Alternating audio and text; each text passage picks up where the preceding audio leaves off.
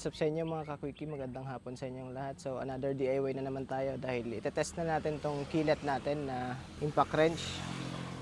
Ito siya guys. So ito yung in-unbox ko kahapon.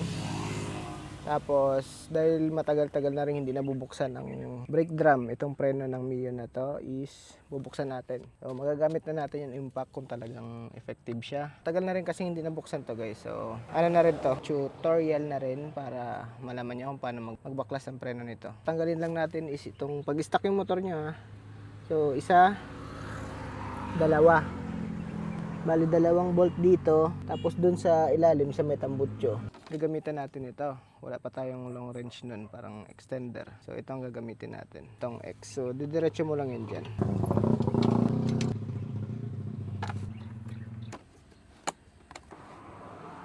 Ito na yung impact, ito yung battery nya. So i-slide lang natin to.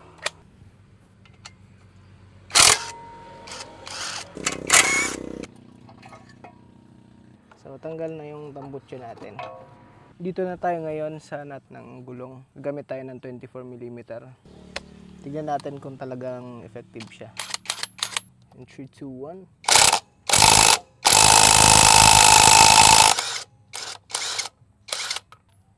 1. Napaka basic. Tanggal na yung nut. So mahugot natin to.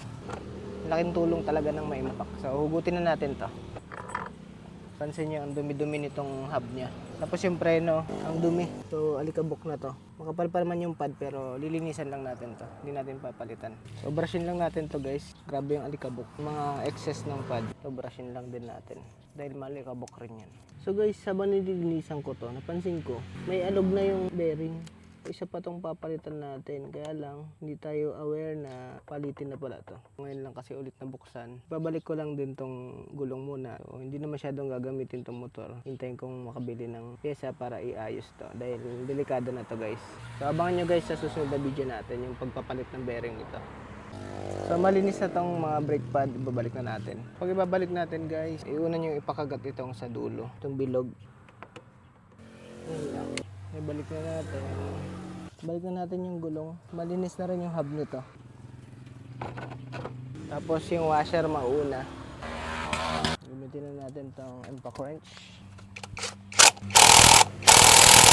So yun guys, tapos na natin malinis yung brake shoe. Gamit tong